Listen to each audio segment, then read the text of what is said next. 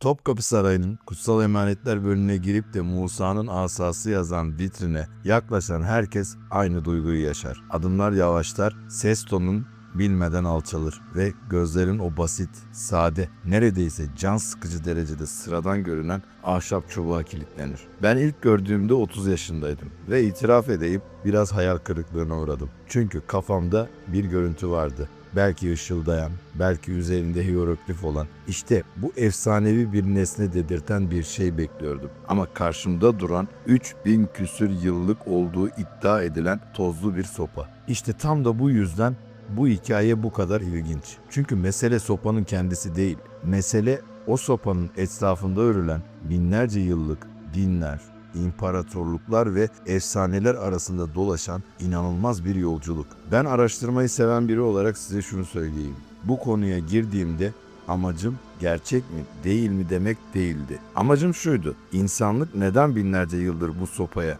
bu kadar anlam yüklüyor? Bugün beraber bunun peşine düşeceğiz. Hem dini metinlerdeki haline bakacağız, hem tarihsel izini süreceğiz, hem de işin içine bilim girince neler oluyor onu konuşacağız. Sırlar Odası'na hoş geldiniz. Tevrat'ta, Kur'an'da, hatta bazı Yahudi ve İslam kaynaklarında ortak bir sahne var. Musa çölde bir sopayla yürüyor, sıradan bir çoban değneği. Ama Allah ona bu değneği yere atmasını söylüyor. Ve değnek yılana dönüşüyor. Musa korkup kaçıyor. Sonra ona tut deniyor, tutunca tekrar sopaya dönüyor. Bu sahne tek başına bile yeterince çarpıcı. Ama asıl meşhur anlar başka yerlerde. Kızıldeniz'in yarılması sahnesinde. Musa asasını denize doğru uzatıyor ve su ikiye ayrılıyor. Sonra çölde susuzluktan kırılan İsrailoğulları için bir kayaya vuruyor. Kayadan su fışkırıyor. Yani elimizde 3 büyük mucize anı var. Yılana dönüşme, denizi yarma, kayadan su çıkarma. Şimdi soruyorum. Sizce bu üçünden hangisi daha inandırıcı gelirdi bir Mısırlıya? 3000 yıl önce. Cevap ilginç. Yılana dönüşme kısmı. Aslında dönemin Mısır sarayında pek de yabancı bir numara değildi. Mısır'da Mısır kobrası dedikleri bir yılan var. Cerastes cerastes ya da Naya haye türleri. Bu yılanı ensesinden sıkıca tuttuğunuzda yılan geçici olarak felç oluyor ve sertleşiyor. Tıpkı bir değnek gibi. Sonra yere fırlattığınızda şok etkisiyle kendine geliyor ve tekrar yılan gibi hareket etmeye başlıyor. Çünkü aslında bu dönemin Mısır sarayında bilinen bir sihirbazlık tekniğiydi. Yani Musa'nın Firavun'un huzurunda yaptığı gösteri aslında sarayda zaten tanıdık bir numaraydı. Ve belki de tam bu yüzden hikaye bu kadar güçlü. Çünkü Firavun'un büyücüleri de aynı numarayı yaptılar. Ama Musa'nınki onlarınkini yuttu deniyor kaynaklarda. Şimdi burada durup bir şey söylemem lazım. Ben burada demek ki mucize değilmiş demiyorum. Sadece diyorum ki tarihe baktığınızda efsanelerin çoğu sıfırdan uydurulmuyor. Dönemin gerçek bilgisi üzerine inşa ediliyor. Bu da hikayeyi daha da gizemli hale getiriyor bence. Tevrat'ta Musa'nın asasından sonra bahsedilen bir de Harun'un asası var. Harun'un asası kutsal sandığın içine konan, çiçek açan bir değnek olarak anlatılıyor. Yani ayrı bir obje. Bazı kaynaklar bu ikisinin aynı asa olduğunu söylüyor. Bazıları ayrı ayrı olduğunu. Sonra iş daha da karışıyor.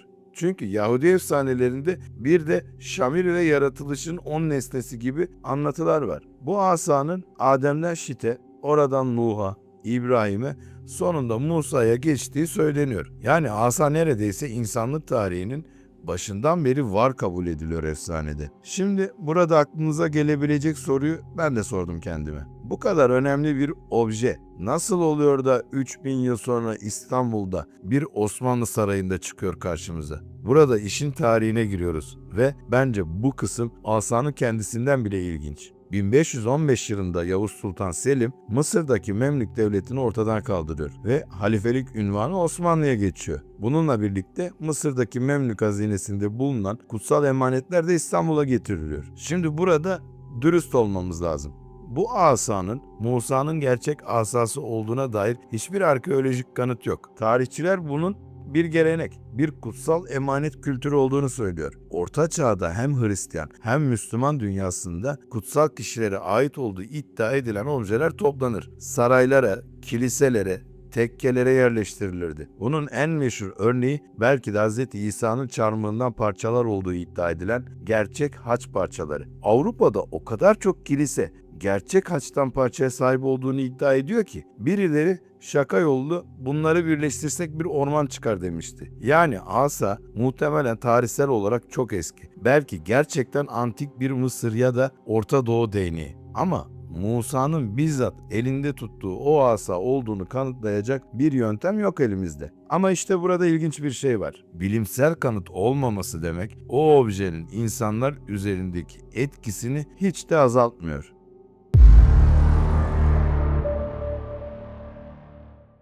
Şimdi biraz da jeoloji ve fizik konuşalım. Kızıldeniz'in yarılması olayı üzerine bilim insanları uzun süredir teoriler üretiyor. En popüler teorilerden biri rüzgar itmesi teorisi. 2010 yılında bir grup araştırmacı bilgisayar simülasyonuyla şunu gösterdi. Eğer belirli bir bölgede, belirli bir gece boyunca saatte yaklaşık 100 km hızında sürekli esen bir rüzgar olursa, sığ bir su birikintisinde, örneğin bir nehir ağzında ya da sazlık bir gölde suyun geçici olarak geri çekilip bir kara koridoru açması fiziksel olarak mümkün. Şaşırtıcı olan şu, bu bir spekülasyon değil, gerçekten fiziksel olarak modellenmiş bir senaryo. Ama dikkat edin, bu teori Kızıldeniz'in kendisinin ikiye yarılmasını değil, daha küçük, sazlık bir su kütlesinde benzer bir olayın yaşanabileceğini gösteriyor. Zaten İbranice metinde geçen kelime de Yamsuf, yani sazlık deniz. Bu yüzden bazı araştırmacılar olayın bugünkü Kızıldeniz'de değil, Nil deltasına yakın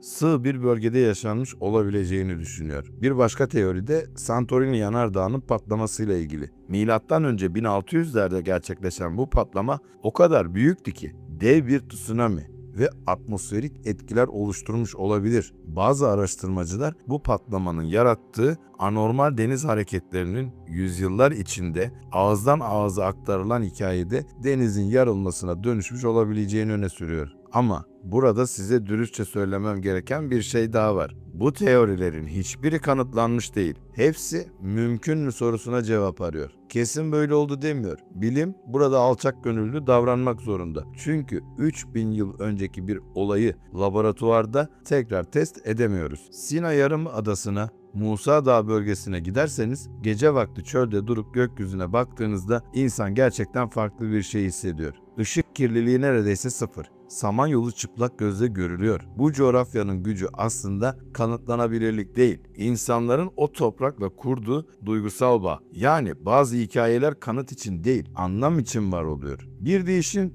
antropoloji tarafına da değinmek istiyorum. Çünkü bence asıl büyüleyici kısım bu. Antik dünyada asa ya da değnek sadece Musa'ya özgü bir sembol değil. Mısır firavunları elinde Heka ve Nekhakha denen çoban değneği ve kırbacı taşırdı. Yunan tanrısı Hermes'in Kerkeion, yani Caduceus dediğimiz iki yılanın sarıldığı asa var. Bugün hala tıp sembolü olarak kullanılıyor. Kral asaları hala taç giyme törenlerinde kullanılıyor. Yani insanlık tarihi boyunca asa hep aynı şeyi temsil etmiş. Otorite, güç, tanrısal bağlantı. Bir çobanın elindeki basit değnek aslında sürüsünü yönetme aracı. Musa da bir çobandı, unutmayın. Medyen'de kayınpederinin sürüsünü güderken bu görevi almıştı. Yani hikaye size şunu söylüyor aslında. En sıradan alet en büyük güce dönüşebilir. Yeter ki doğru elde olsun. Bence bu sadece dini bir mesaj değil, evrensel bir insan hikayesi. Kim istemez ki elindeki sıradan bir şeyin aslında olağanüstü bir gücü olduğunu keşfetmeyi.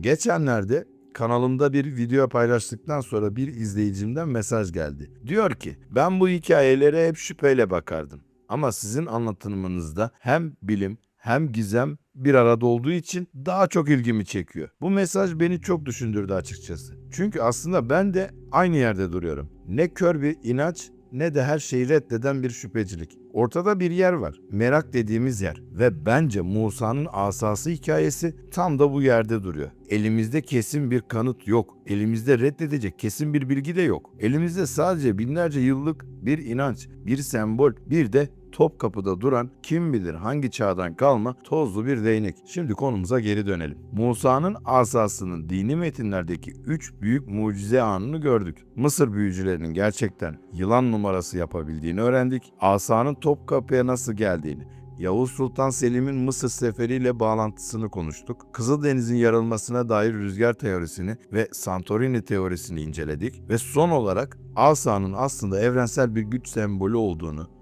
çobanın elindeki sıradan bir değneğin nasıl tarihin en büyük efsanelerinden birine dönüştüğünü gördük. Ben size kesin bir cevap veremem. Kimse veremez zaten. Ama şunu söyleyebilirim. Bu hikayenin gücü gerçek olup olmamasında değil, binlerce yıldır insanları bir araya getirmesinde, sorular sordurmasında, meraklandırmasında. Peki siz ne düşünüyorsunuz? Sizce Topkapı'daki o asa gerçekten antik bir değer mi taşıyor? Yoksa sadece bir inanç objesi mi? Yorumlarda buluşalım. Hangi teoriye daha yakın olduğunuzu okumak isterim. Eğer bu tarz gizemli, tarihi ve bilimsel konuları seviyorsanız Sırlar Odası'na abone olmayı unutmayın. Çünkü önümüzdeki videolarda bambaşka sırların peşine düşeceğiz. Beğendiyseniz kanala destek olmak için videoyu beğenmeyi de unutmayın. Bir sonraki bölümde görüşmek üzere. Hoşça kalın.